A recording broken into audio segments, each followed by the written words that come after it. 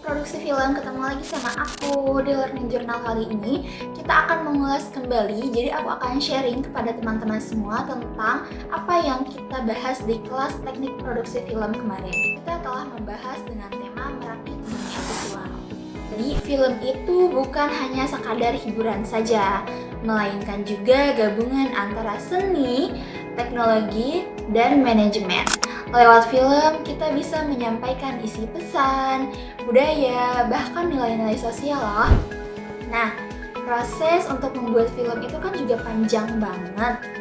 Mulai dari menulis skenario, membuat storyboard, menyusun kebutuhan produksi, sampai mengatur anggaran dan manajemennya.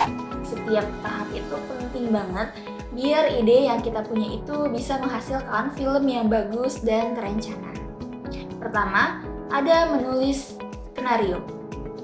Biasanya, naskah yang dibuat pakai 3 struktur, mulai dari pengenalan. Welcome ke jungle kita, Asrama 9 Ilmu. Gue, Mohan, penguasa sejati asrama ini. Pengenalan, konflik, Kenapa lo dan jahatin gue? Emang gue punya salah apa sama lo? Oh, gue tahu, pantesan aja selama ini lo tuh sinis banget sama gue. Gue juga gak tahu kenapa, dan bahkan gue gak pernah kepikiran sekalipun kalau lo pelaku hatebooknya. Lo kenapa, Chan? Kenapa lo dan Chan? penyelesaian.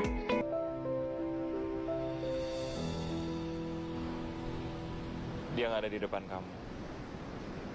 Dia nggak ada di bayangan kamu. Dia nggak ada di benak kamu. Dia nggak ada di Penyelesaian.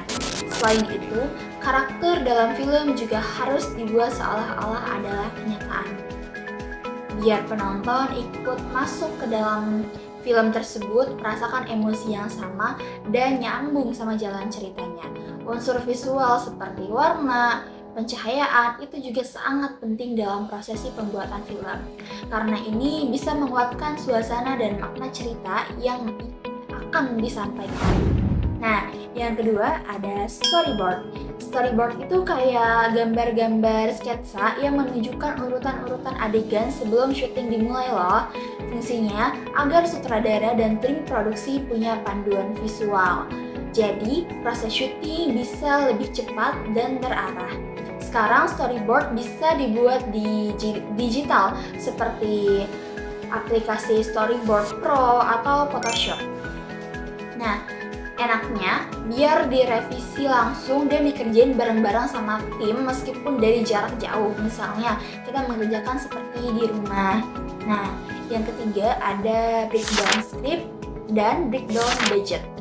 Tahap ini tuh kayak membedah naskah gitu, supaya kita tahu semua kebutuhan-kebutuhan produksi, mulai dari apa aja pemainnya, siapa aja pemainnya, butuh kostum apa, lokasinya di mana, sampai estimasi biaya. Dengan breakdown yang rapi, produksi bisa jadi lebih efisien dan gak ada yang terlewat.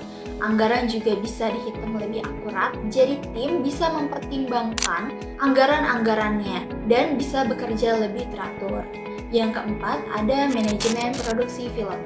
Manajemen produksi film itu intinya yang mengatur semua proses, mulai dari ide dari awal sampai filmnya nanti berakhir. Jadi, filmnya bisa ditonton dan layak dipertontonkan oleh halayak ramai. Ada 5 urutan utama: pengembangan, praproduksi, produksi, pasca produksi, dan distribusi. Setiap tahap ada timnya tersendiri, mulai dari produser, sutradara, penulis naskah, kameramen, editor, tim make up, sampai artistik. Yang kelima, ada departemen penyutradaraan. Sutradara itu adalah pemimpin utama di lokasi syuting. Nah, tugasnya akan mengubah naskah menjadi film sesuai visi kreativitasnya. Dia dibantu sama 3 asisten. Yang pertama ada asisten sutradara 1 yang mengatur dan berkoordinasi dengan timnya. Yang kedua, mengatur pameran dan harian jadwal. Yang ketiga, ada mengurus logistik serta keamanan di lokasi. Selain itu, ada juga script supervisor yang tugasnya memastikan semua adegan tetap konsisten dari awal hingga akhir. Yang keenam, tahap produksi dan pasca produksi. Tahap produksi itu adalah waktu pengambilan gambar dilakukan. Setelah itu, masuk pasca produksi. Di proses editing, penambahan musik, efek suara, dan mixing dilakukan supaya hasilnya siap untuk ditonton. Tahap terakhir, ada evaluasi dan pembuatan master film. Nah, dari mata kuliah ini, aku belajar cara membuat film itu bukan hanya soal kameramen atau editing saja, tetapi juga tentang kerjasama, kreativitas, dan ketelitian. Terima kasih, sampai jumpa di Learning Journal berikutnya. Bye-bye, terima kasih.